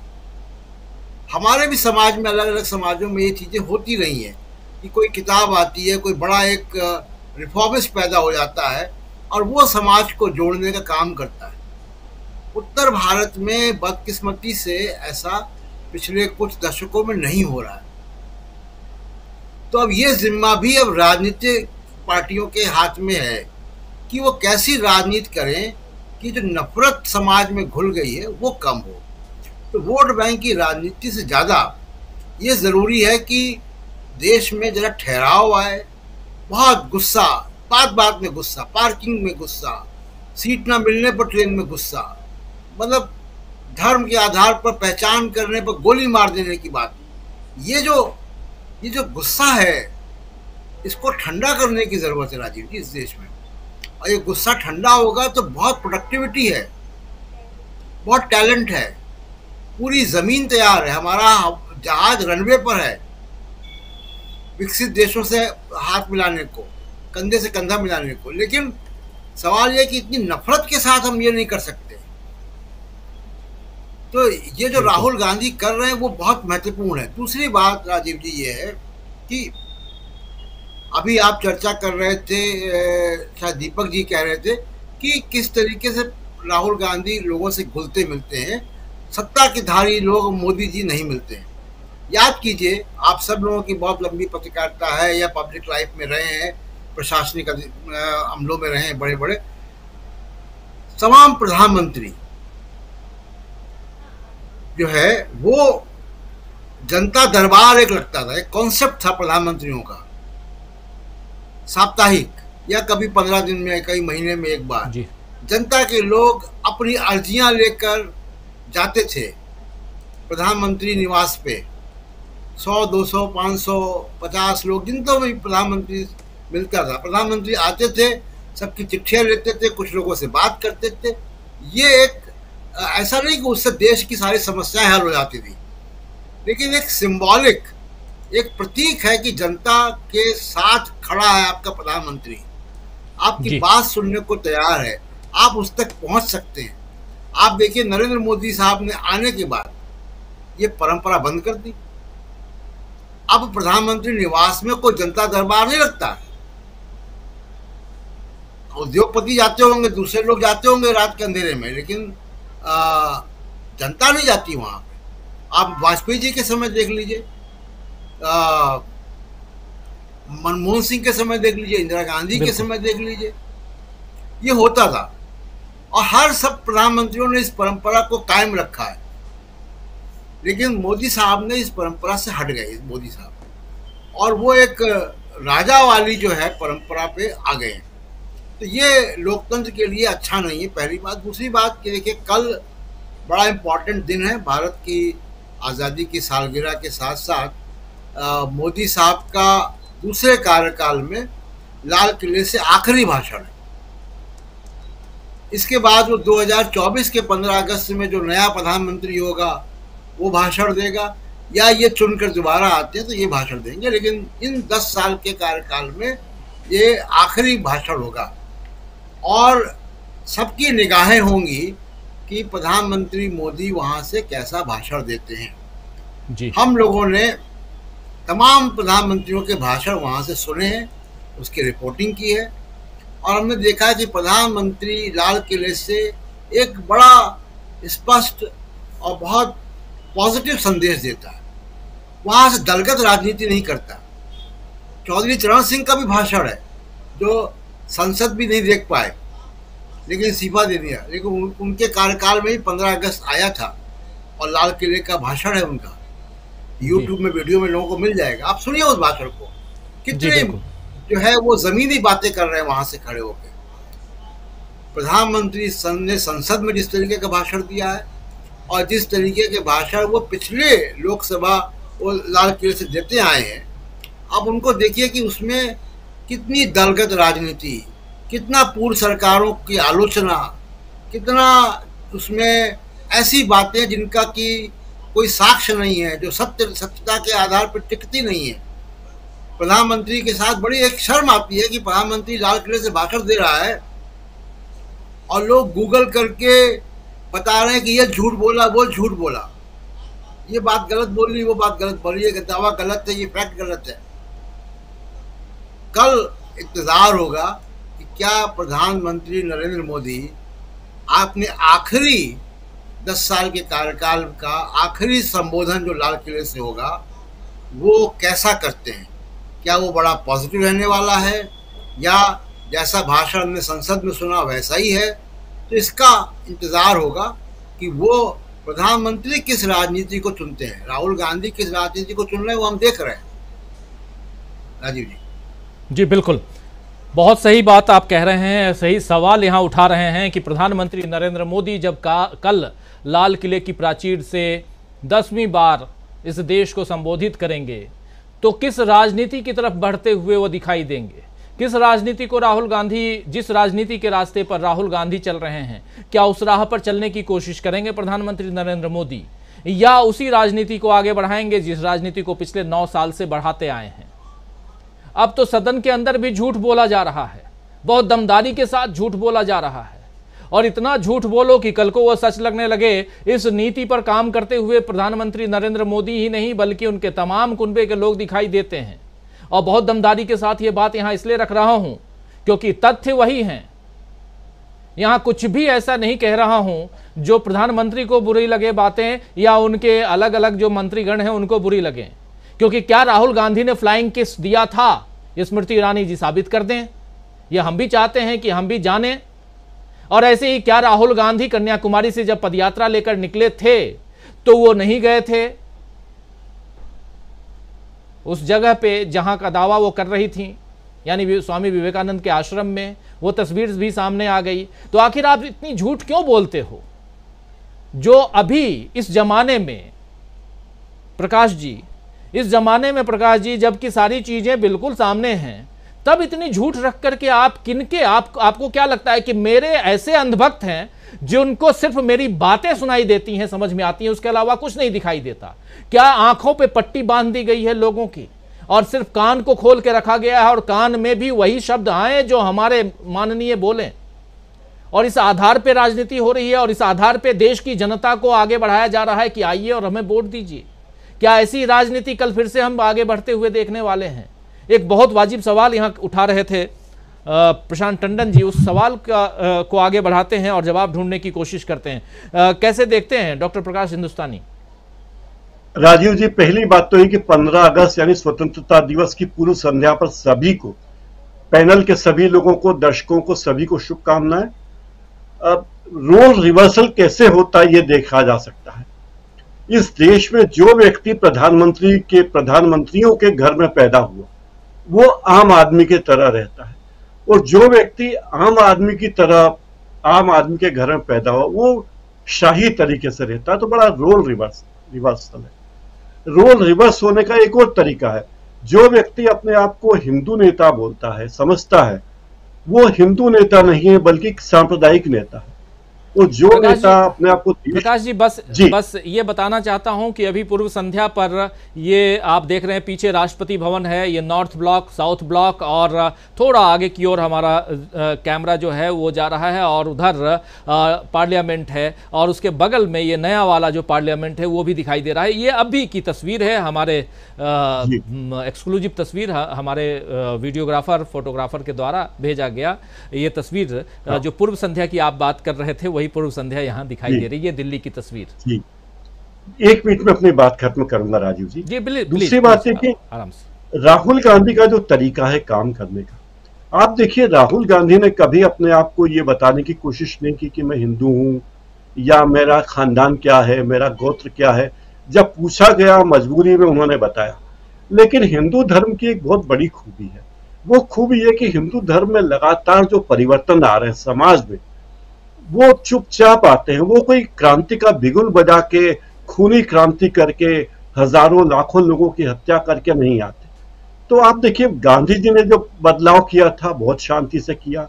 विवेकानंद आए हों या विश्वचंद्र विद्यासागर आए हों या द्वारकानाथ गांगुली आए हों, अंबेडकर आए हों, सारे परिवर्तन हमारे समाज में जो हुए वो बहुत ही शांति से चुपचाप इस तरह हुए कि दूसरे पक्ष को पता भी नहीं चला कि अरे इतनी बड़ी क्रांति हो गई।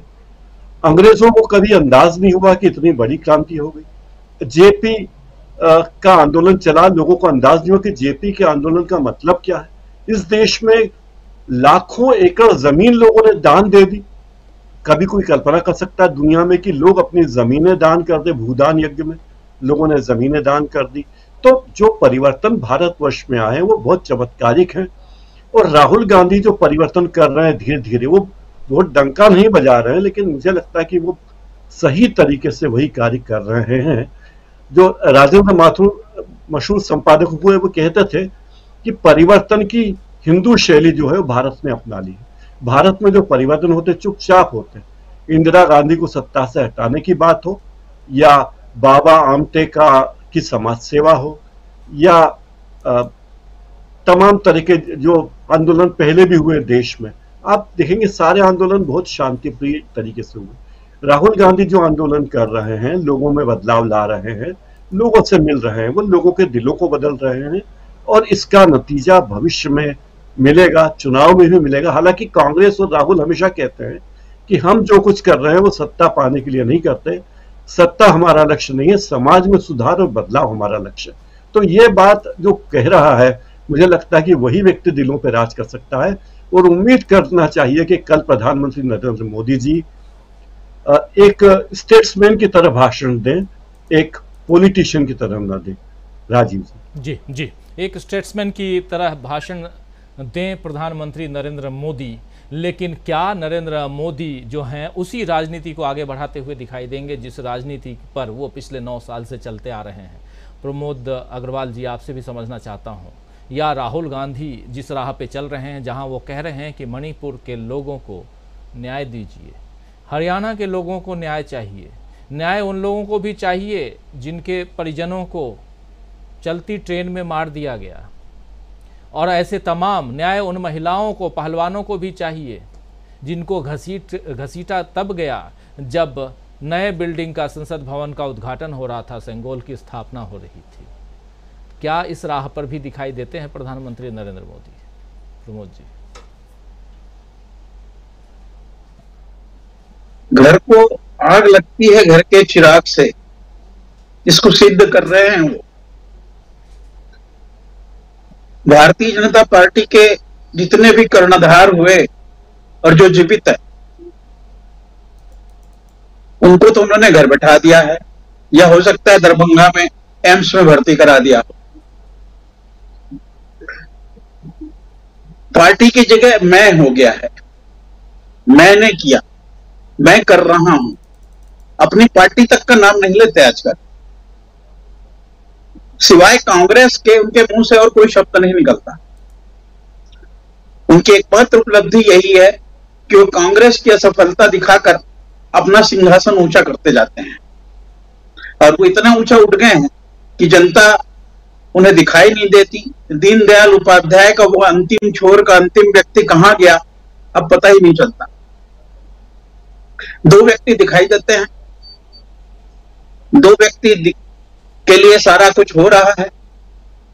वो जमीन, वो कारखाना जिसमें रफेल बनना था नागपुर में, वो कहां है किसी को नहीं पता।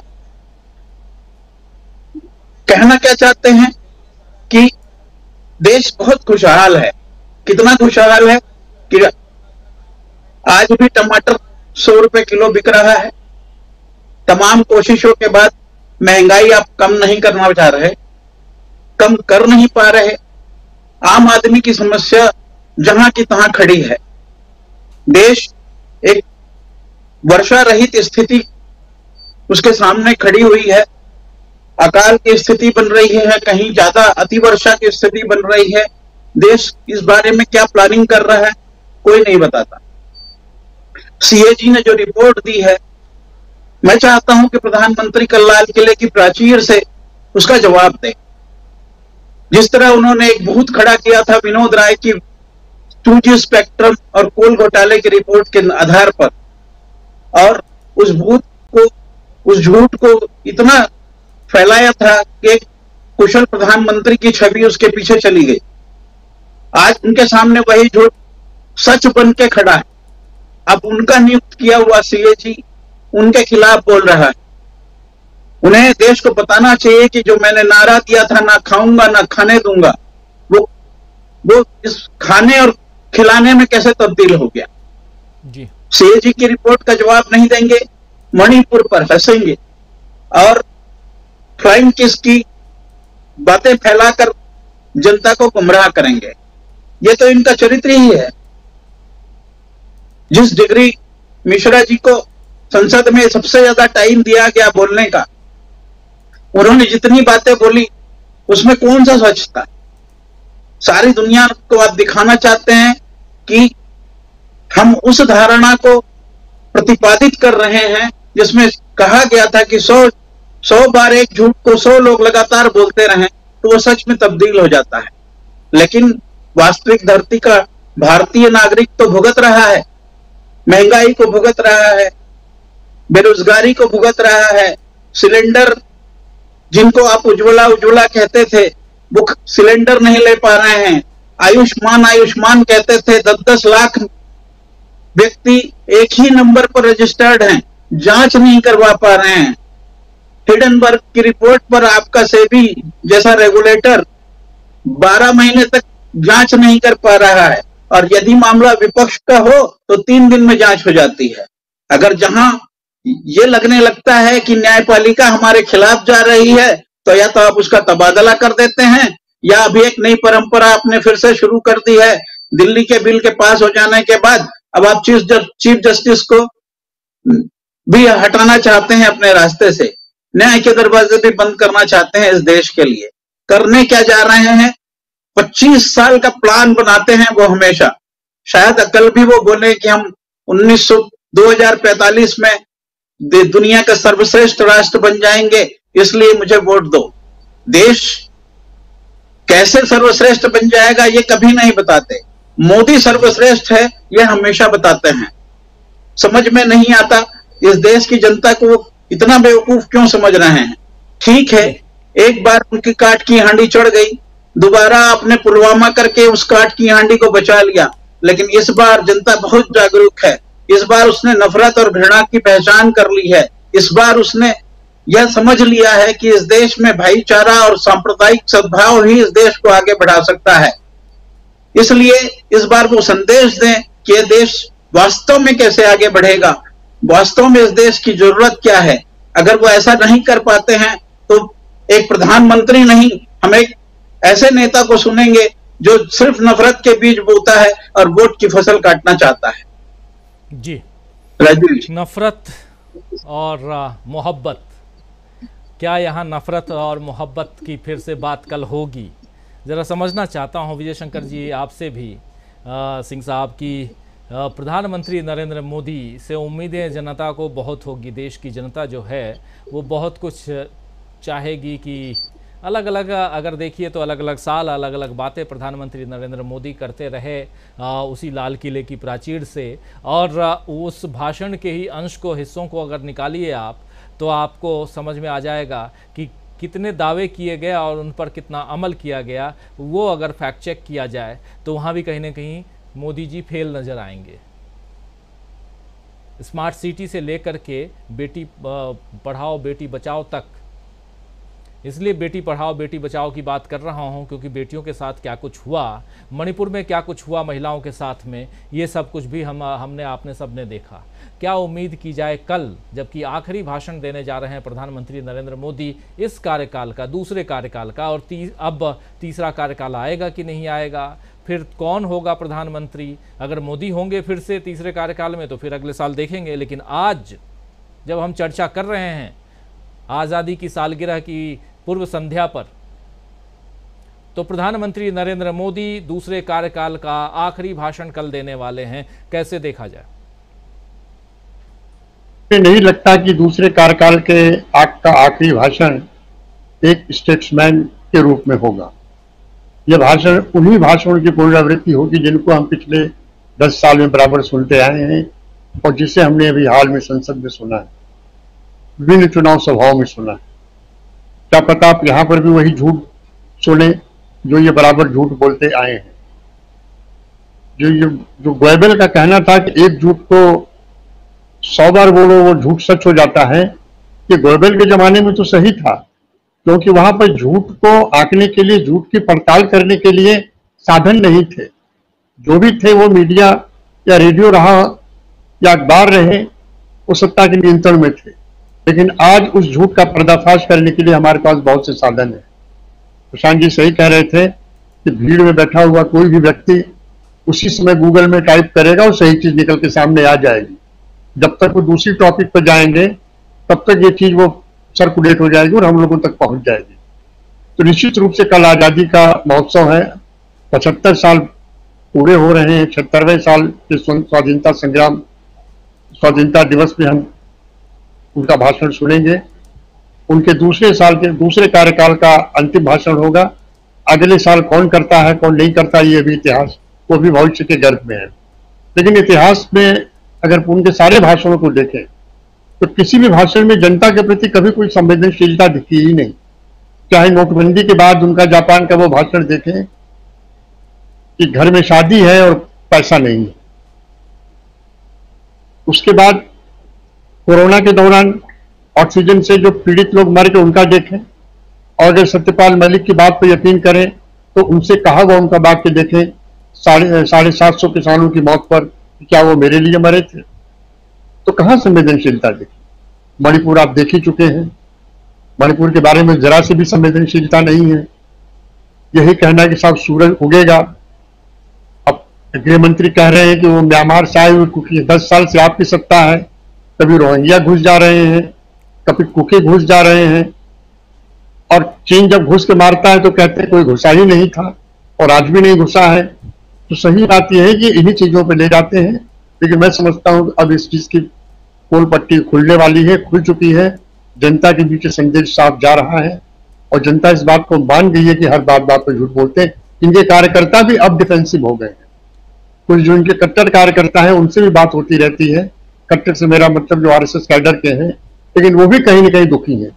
आप 2 मिनट और लूंगा, सदन के दौरान आपने देखा होगा स्मृति ईरानी को बोलने का मौका मिला, एकनाथ शिंदे के सुपुत्र को बोलने का मौका मिला, निशिकांत दुबे को बोलने का मौका मिला। ये सारे कनिष्ठ नेता हैं, ये बीजेपी के कनिष्ठ नेताओं में से आते हैं, लेकिन वहीं में पहली पंक्ति में बैठे 2 नेता नितिन गडकरी और राजनाथ सिंह को बोलने का मौका नहीं मिला। क्या डर था उनके बोलने से, जबकि उनको बोलना चाहिए था। ऐसा तो है नहीं कि सदन में वो मोदी के खिलाफ बोलते, लेकिन ये भी डर हो सकता है क्या पता ये क्या बोल जाए। तो ये स्थिति ये भी है, भारतीय जनता पार्टी के अंदर भी कुछ न कुछ बुगाहट है। अब प्रशांत जी को बेहतर पता होगा क्योंकि ये उन लोगों से मिलते जुलते रहते हैं, इनका वही काम ही है। हमारा ये काम नहीं है, हमारी जो सोर्सेज हैं वो बहुत लिमिटेड सोर्सेज हैं। जहाँ जी दिल्ली में रहते हैं इनके सोर्सेज व्यापक हैं, वो बेहतर जानते होंगे, लेकिन एक तरह के का असंतोष उनके अंदर भी फैल रहा है। भारतीय जनता पार्टी के एक नेता का यह कहना था कि ये अपनी ही पार्टी को इतना तगड़ा नुकसान पहुंचा जाएंगे कि कई साल लगेंगे उनको उभरने के। मैं बिल्कुल सही कहा प्रमोद जी ने कि दीनदयाल उपाध्याय जी का जो वो नारा था कि अंतिम व्यक्ति तक पहुंचना चाहिए। जो इनकी किताब है वही एक किताब है इनके आर्थिक दर्शन की, एकात्म मानववाद, वही इनकी किताब आर्थिक दर्शन की छोटी सी किताब है। उसी में पूरी इनकी इकोनॉमिक फिलॉसफी टिकी हुई है, लेकिन आज उसका ये नाम नहीं लेते, आज अटल जी का नाम नहीं लेते, आडवाणी जी को छोड़ ही दीजिए, बातें खत्म हो गई। तो ऐसी स्थिति में प्रधानमंत्री खुद भी बहुत परेशानी में है, जैसा मुझे उनको देख के लग रहा है। बोलते बोलते वो पता नहीं कब क्या बोल जाए, तो निश्चित रूप से वो कंफ्यूज है, भ्रम में है। लेकिन फिर भी कल की मुबारकबाद, हमारी आज़ादी अक्षुण्ण रहे, हमारा संविधान अक्षुण्ण रहे, हम तरक्की करें। अब कल देखना है वो क्या बोलते हैं। अब उनसे उम्मीद यही करेंगे कि वो कम से कम उस पवित्र अवसर पर पार्टी लाइन से अलग हटकर देश के नेता के रूप में देश को संबोधित करें, अपने लोगों को। जी, सबसे बड़ी बात कि पार्टी लाइन से हटकर, उठकर देश की जनता को, देश के लिए प्रधानमंत्री नरेंद्र मोदी कल संबोधित करें। लेकिन उससे पहले जो हम चर्चा कर रहे हैं वो चर्चा ये कि कांग्रेस की दमदार तैयारी, और उस तैयारी में राहुल गांधी काफ़ी आगे दिखाई दे रहे हैं, लीड लेते हुए दिखाई दे रहे हैं। और यही कारण है कि 26 दल कांग्रेस सहित एकजुट हैं और कहीं ना कहीं राहुल गांधी की तरफ देख रहे हैं। राहुल गांधी अनवरत आगे बढ़ते हुए नजर आ रहे हैं, चाहे वो वायनाड में वहाँ की तस्वीरें आप सबने देखी, वहाँ लगातार राहुल गांधी ने लोगों से जो बातचीत की वो, और उसके बाद अब यहाँ लौटकर आने के बाद रामेश्वर जी के साथ लंच करना और उसके बाद ओखला इंडस्ट्रियल एरिया में जाना, वहाँ के लोगों से मिलना। अब कल कौन सी तस्वीर आती है राहुल गांधी की वो भी हम देखेंगे, लेकिन आज़ादी की सालगिरह की पूर्व संध्या पर जो तस्वीर आई है वो तस्वीर तो साफ यही बताती है कि इस देश में प्रेम मोहब्बत से ही आगे बढ़ा जा सकता है, और वो पैगाम राहुल गांधी दे रहे हैं। क्या सियासत में भी यही पैगाम आगे बढ़ेगा? क्या इसी ढंग से विपक्षी दल यानी इंडिया जो है वो चुनाव में दमदारी के साथ बीजेपी को फाइट दे पाएगा? सवाल कई हैं, इन सवालों का जवाब ऐसे ही कार्यक्रमों में हम खोजने की कोशिश करते हैं और आप तमाम साथी जुड़ते हैं। आप लोगों के बात विचार और कमेंट हम देखा करते हैं, अभी पढ़ूंगा, आप लोगों के कमेंट भी लूँगा।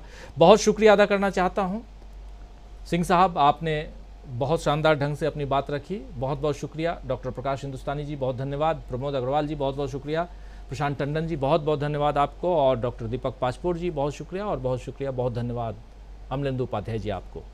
आप तमाम साथी जो हमारे साथ बने हुए हैं, देखिए बहुत ही शानदार आप लोगों की बातें। मनोज जी कह रहे हैं, मनोज तिवारी जी लिख रहे हैं कि राजीव जी आपके द्वारा किसी भी मुद्दा पर बहस का जवाब नहीं है, आपके सभी पैनलिस्ट बहुत ही सत्य बेबाक बोलते हैं। आप सभी को बहुत बहुत बधाई, बहुत शुक्रिया, बहुत धन्यवाद आपको भी।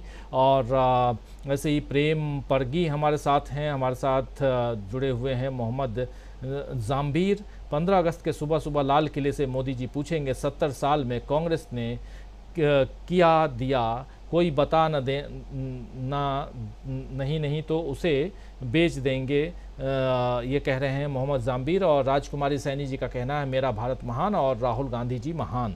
जी बहुत धन्यवाद आपको। और विजयपाल प्रजापति जी हैं हमारे साथ। जीबी सिंह साहब हैं, कह रहे हैं कि राहुल जी का विभिन्न क्षेत्रों के लोगों के बीच जाकर जीवंत संपर्क काबिल तारीफ है, देश के नेता को ऐसा ही होना चाहिए।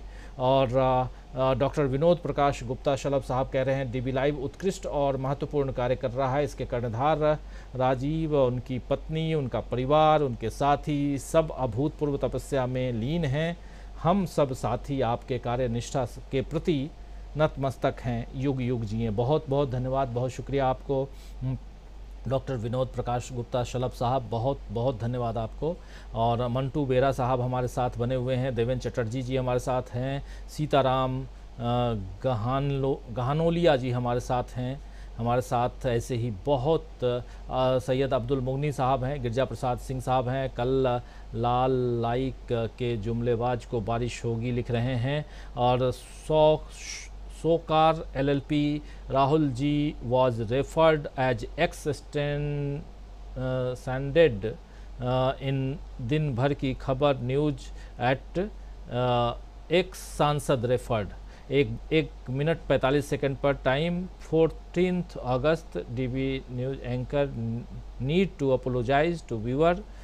Rajiv ji kindly read my. जी आपका कमेंट पढ़ रहा हूँ और अगर उसमें पूर्व सांसद लिखा हुआ है तो ये गलत है और उसको सुधारने की कोशिश करेंगे हम। और बहुत शुक्रिया आपको इस जानकारी के लिए। और संजय सरावगी साहब हैं हमारे साथ, home minister Amit Shah statement in parliament blaming the unrest in Myanmar for the ethnic conflict in neighbouring Manipur in is extremely unfortunate and without any proof, Kuki group have said, कह रहे हैं संजय सरावगी साहब। और कृष्ण बिहारी चंदेल साहब हैं हमारे साथ, जीपी सिंह साहब हमारे साथ बने हुए हैं, अजय कुमार महापात्रा थैंक्स कह रहे हैं, आपको भी थैंक्स। और सैयद मोहम्मद हैं हमारे साथ में, बहुत बहुत बहुत धन्यवाद आपको, आपको भी धन्यवाद। ऋषभपाल साहब हैं और महावीर गोविंद गौशाला भी हमारे साथ, देवेंद्र चटर्जी जी हमारे साथ हैं और प्रवीण आसरे हमारे साथ बने हुए हैं। दोस्तों आज इस कार्यक्रम को अब समाप्त करने की इजाज़त चाहता हूं और कल शाम 7 बजे फिर हाजिर होऊंगा कुछ ऐसी ही खबरों के साथ, कुछ ऐसे ही पैनलिस्ट दोस्तों के साथ। और कल आज़ादी का दिन है और स्वतंत्रता दिवस है, उससे पहले आज आप लोगों को बहुत बहुत शुभकामनाएं, बहुत धन्यवाद कि आप लोग जुड़े और कल शाम 7 बजे आप सबका इंतज़ार रहेगा। नमस्कार, गुड नाइट, शुभ रात्रि, शब बखैर।